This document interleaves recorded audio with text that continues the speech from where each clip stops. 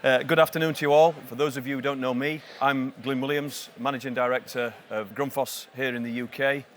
I've been with Grundfos for 25 years almost, and prior to that spent 10 years with AMS, the original pump distribution partner of BSS. So 35 years in pumps almost, and still find them sexy. Some people say to me that I need to get out more, and probably they're right. For me, this is a rare opportunity, and it's an honour and a privilege for me to be stood here talking to you today. The brief that we was given for this 30-minute slot was sustainability, which means many different things to many different people. But this is around sustainability in Grundfos. Grundfos sustainability is present in absolutely everything that we do. These few slides provide an overview of sustainability, including the framework that we set for this topic, some achievements, some strategic objectives looking forward, and we'll reflect on a few tangible achievements that we've made to date.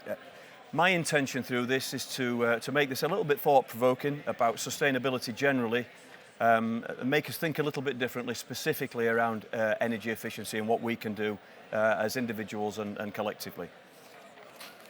Since the very beginning, Grundfos has attached a great importance to developing innovative and sustainable solutions for the benefit of customers and for the environment. Paul Jensen, which is our founder, who is an inventor, but also a visionary, his intention was making water accessible to all people. And he actually saw pumps as a vehicle for doing that and firmly believed that the world is full of problems that can be solved in a better way. Essentially, this gentleman invented a pump on his kitchen table to make water extraction from the ground easy for farmers. And if you learn nothing else today, that's what Grundfos stands for. Grund is Danish for ground, Fos is flowing water.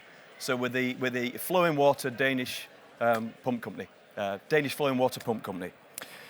Since then, it's fair to say, since 1945, it's fair to say we've upscaled the organisation somewhat. We're now 21,500 people worldwide in 58 countries, 34 production companies, one of which is in Sunderland here in the UK, and we produce, manufacture and sell about 16 million pump units a year. So that's quite a scale. But our purpose statement, the reason we exist as an organisation, is deeply wedded to our founding principles, and it's our purpose statement guides us. It's the reason we exist as an organisation, that we pioneer solutions to the world's water and climate challenges and improve the quality of life for people. Remarkable synergies to what we talked about yesterday with enriching communities, etc., etc. So we're definitely on this same journey together with some key reference points.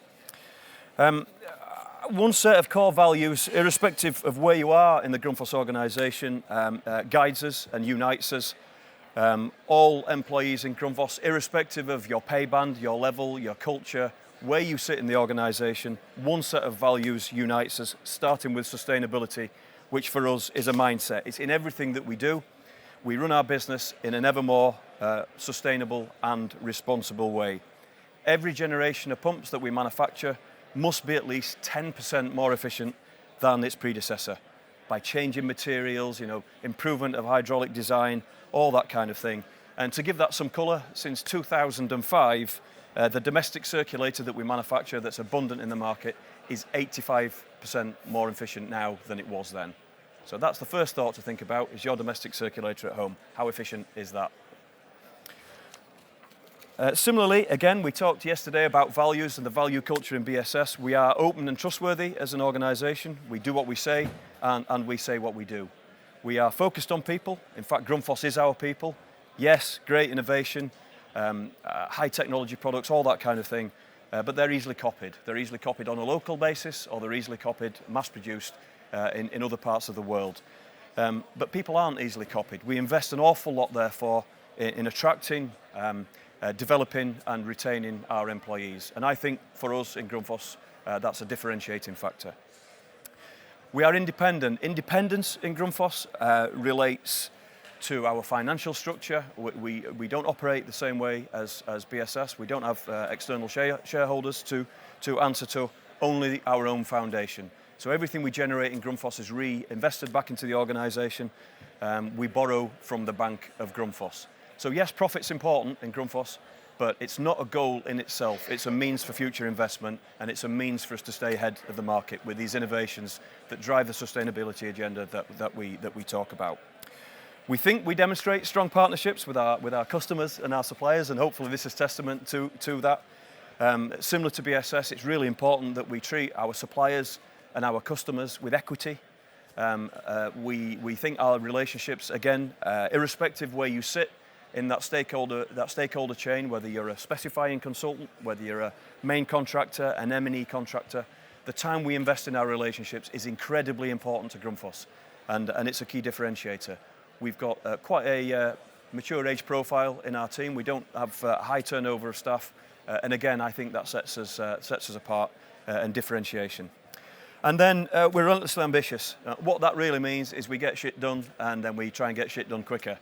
Or to put it in a more polite way, that we never really stop challenging ourselves to develop solutions faster.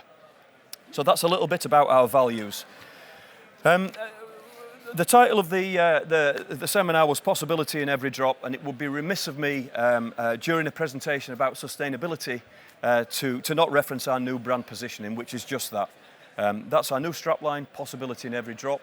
We've been leaders in pump technology. For the last 20 years, it was all around innovation. Think, innovate, be responsible, think ahead, and then innovation being the essence. And that had a great place in time and served us well for the last 20 years.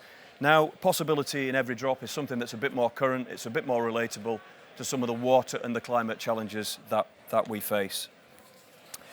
I will start, again, going back to our roots, that water's always been at the heart and soul of our organisation from day one.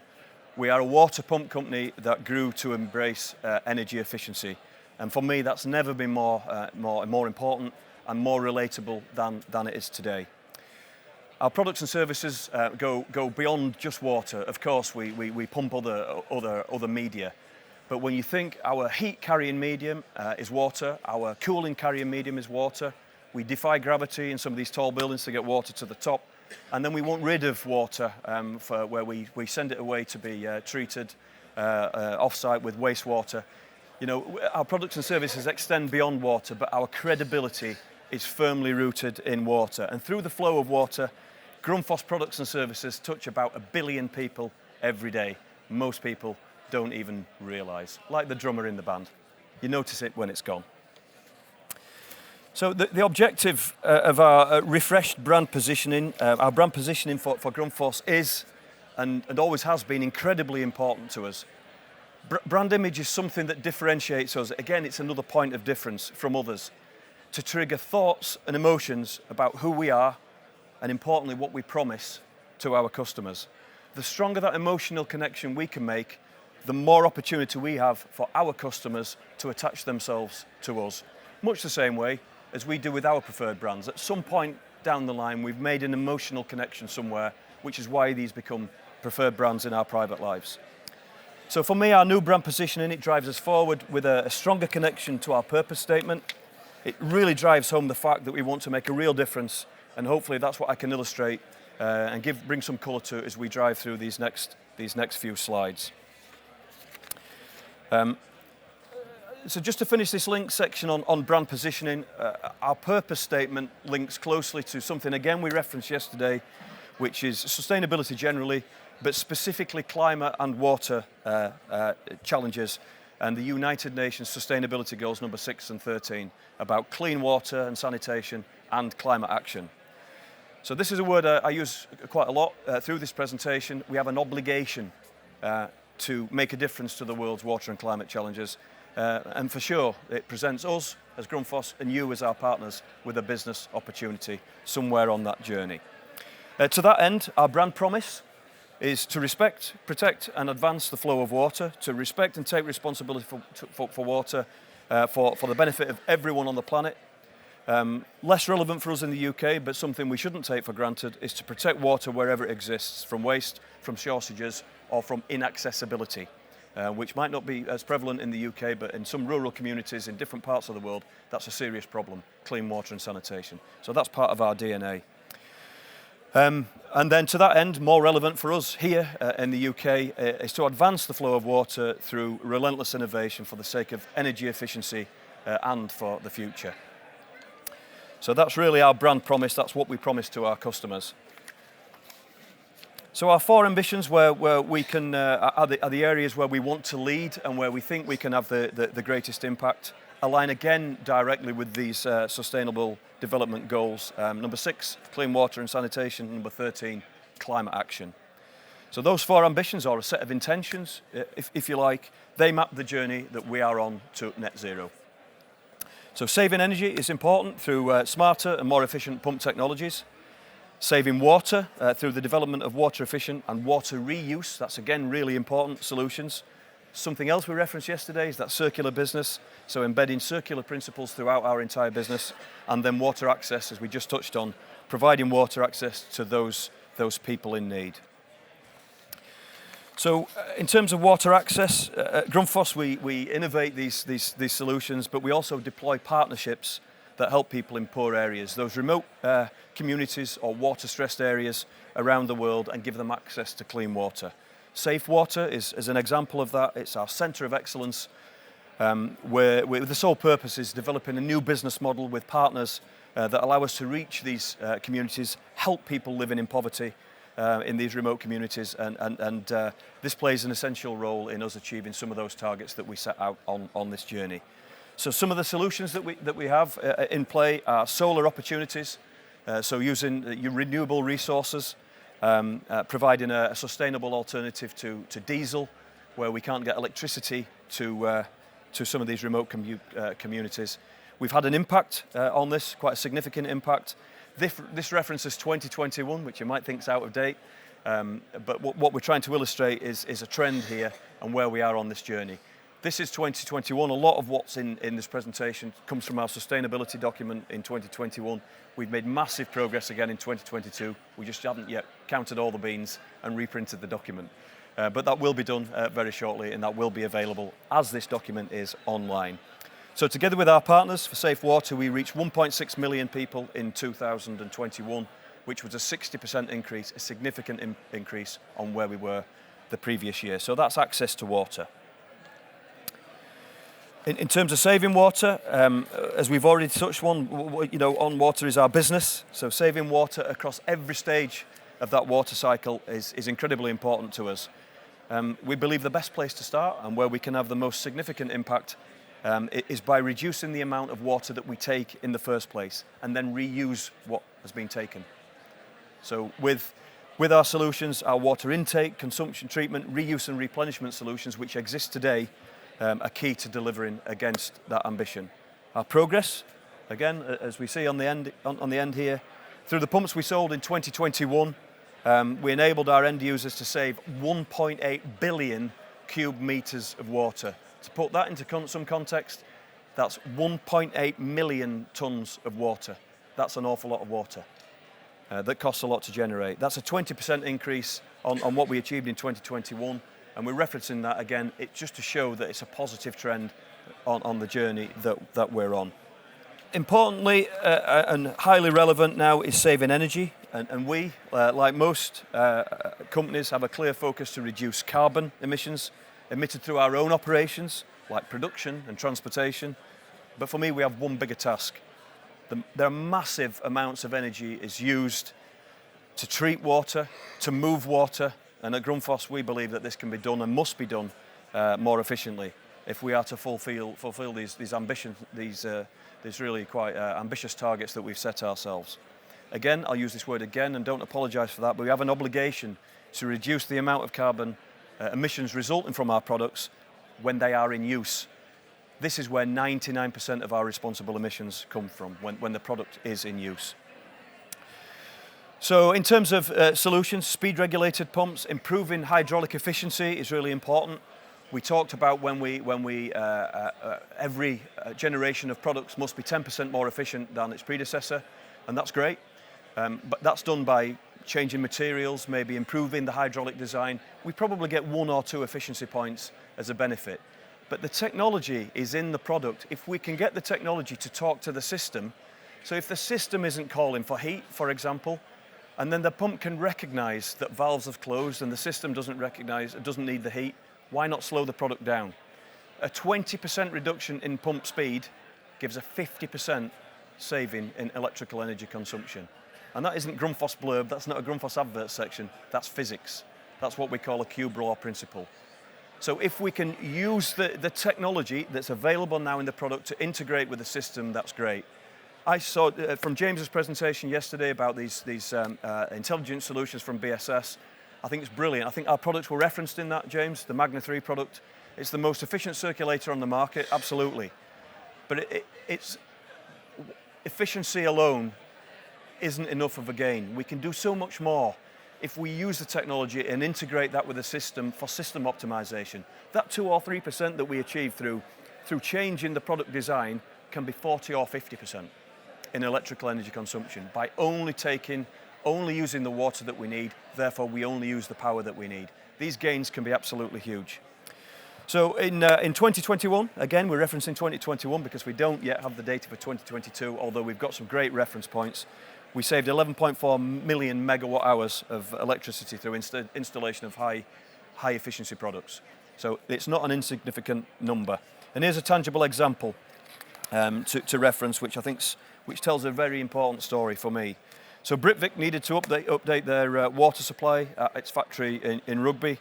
What they needed to do as well is not break production, so we built a package solution in a container that we could just drop in so it didn't break production.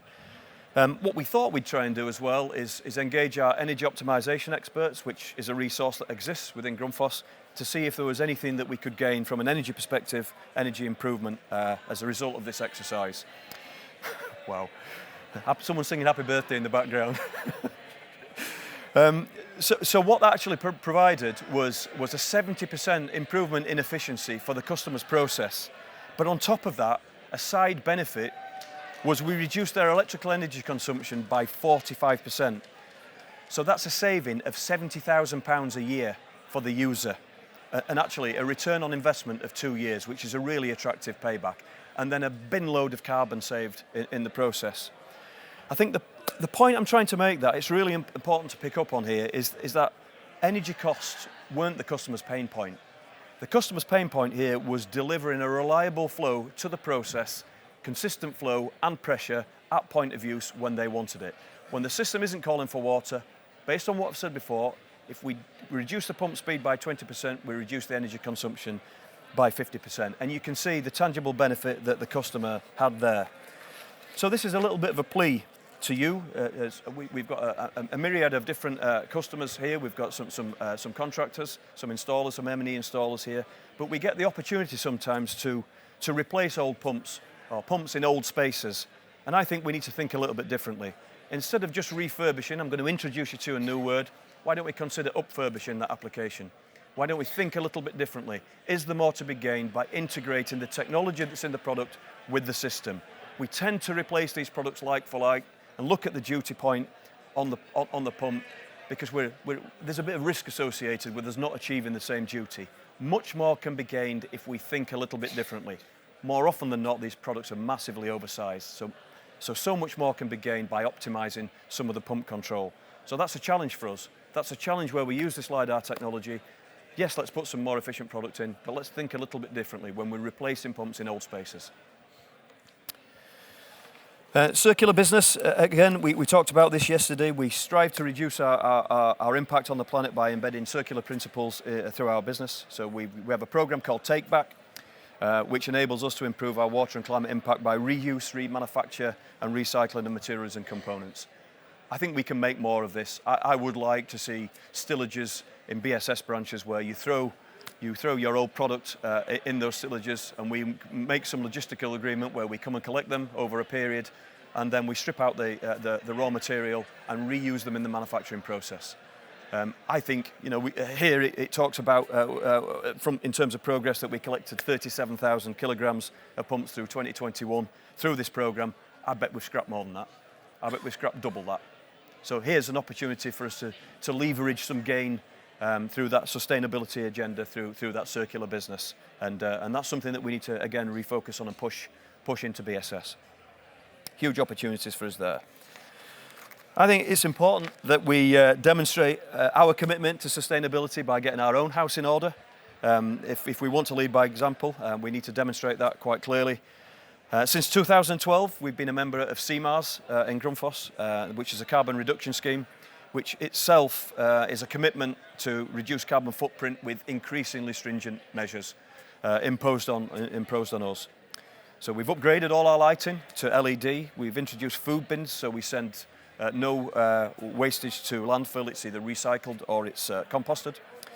We've enough solar energy to cover energy on sunny days and even export some of that to the grid. And we are looking now into solar battery storage to maximise the benefit of generating about 121,000 kilowatt hours per year. In addition to that, and this is an emotive topic for any company car drivers, we're transitioning our entire fleet to electric vehicles, mandated, absolutely no opt-out option. That's 150 cars for scale by 2025. So that's quite an emotive topic, and there's a lot of emotive, sensitive emails about that topic that land on my desk. But it's mandatory. 11% of the fleet is done. Now it will be 36% by the end of 2023 with a full transition fleet by 2025. So that again illustrates our commitment that we're not only talking the talk, but we're walking the walk. This is interesting. In August, we started an energy efficiency campaign aimed at policymakers. So through this initiative, I get the pleasure of talking directly to government ministers regarding energy efficiency measures. That makes for interesting conversation. A straight Yorkshireman who inadvertently misses words out because I'm from Yorkshire, talking to a politician who unnecessarily adds words in, doesn't really say a lot. So that's quite an interesting conversation. But back in the autumn, for the autumn statement, the Chancellor pledged a further £6 billion into energy efficiency by 2025, committing to build or expand district energy networks, heat networks for low carbon, or looking at wind technology, for examples. But both of these are synonymous with high capital expenditure. And for me, this kicks some of the short-term gains we can make into the long grass. What we need, I believe, to see is a change, a mass behavioural change at a scale and pace that we've never seen before. It's our intention, my intention as Grundfos, through these activities to draw attention to what can be done now in a bid to influence and convince these policymakers to think differently. Think differently when they're drawing up their manifestos to include energy efficiency of pumps and mandate it. That's really important for us. I suppose what we're doing through this is we're offering ourselves as knowledge partners, thought partners, thought leadership partners to government ministers where energy efficiency is concerned. You know, we mandate gas safety checks in commercial properties, so why don't we mandate energy efficiency and save us as the user, save our commercial users, our clients, an absolute fortune and dramatically reduce carbon emissions. 40% of global carbon emissions, I think again we referenced yesterday, comes from buildings. Again, it's our obligation to do something about that. We're fully committed to playing our part in decarbonising that building, our building assets. So you can see that's a timeline. That's a timeline. Right in the middle of that is what I'm referencing in the next slide, which is central to it. Following a series of roundtable discussions with industry experts, is a report, namely Powering Energy Efficiency, which is this. You can see it's a comprehensive document which is we had commissioned for us by the Centre of Economics and Business Research, or CEBR, CEBR for short. Effectively, it's roundtable discussions with industry experts around this, around the barriers preventing us taking some of these energy efficiency measures.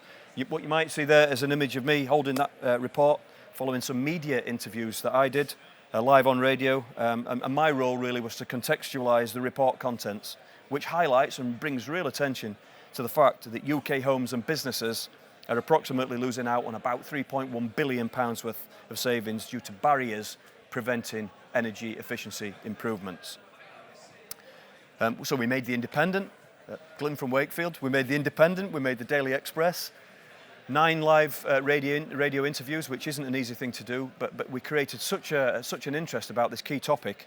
It had significant reach, over 1 billion reach, which is phenomenal, but you can see how emotive the topic is. But for me, it doesn't have to be high capital outlay to make small improvements. It's an aggregation of marginal gains, which I think is a famous reference from David Brailsford, which references if we can improve 100 things by 1%, naturally we're going to make some huge difference. We've done all when we talk to energy managers, we've done the non-concussive taps, we've done the LED lights. Pumps tend to be lower agenda items, so it's about drawing the attention to pumps. The pumps can be massive energy sappers if they're not installed correctly, if they're not commissioned or not optimised. If they're not optimised with system control, commissioned to optimise the maximum benefit based on the technology that's already there.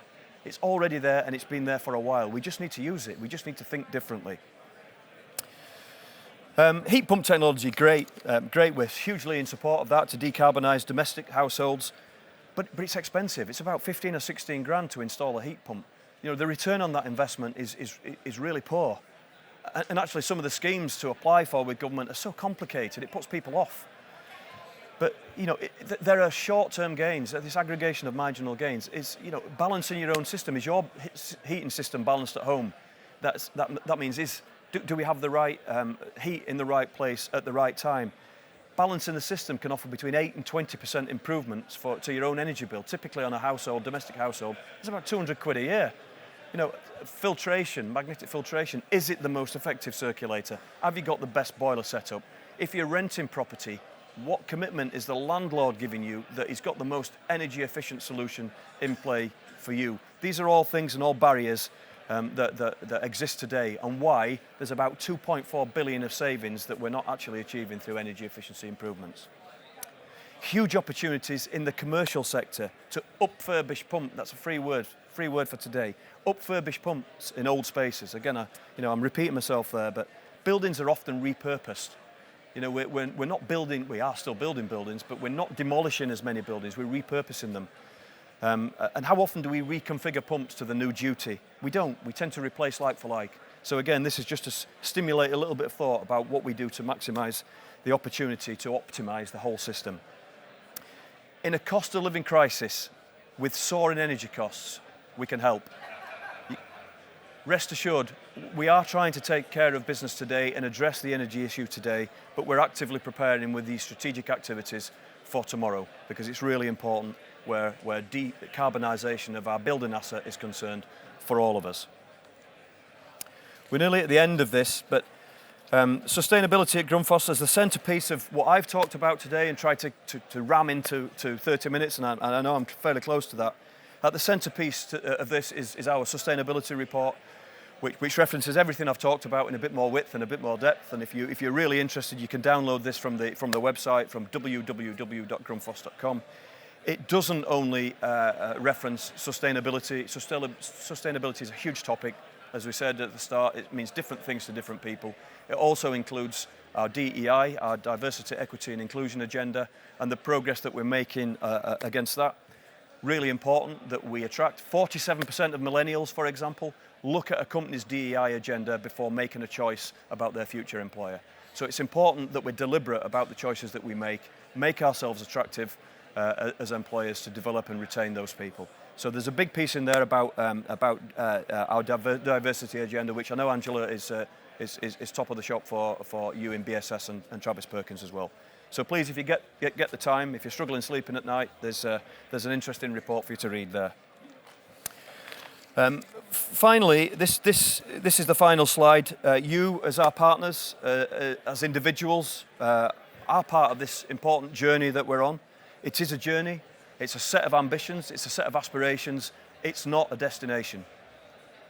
Hopefully, these few slides and my inane ramblings have inspired you to think a little bit differently, at least, regarding the part that you can play in protecting these precious resources for yourselves and for our customers in energy and in clean water. And with that, to realise that there really is possibility in every drop.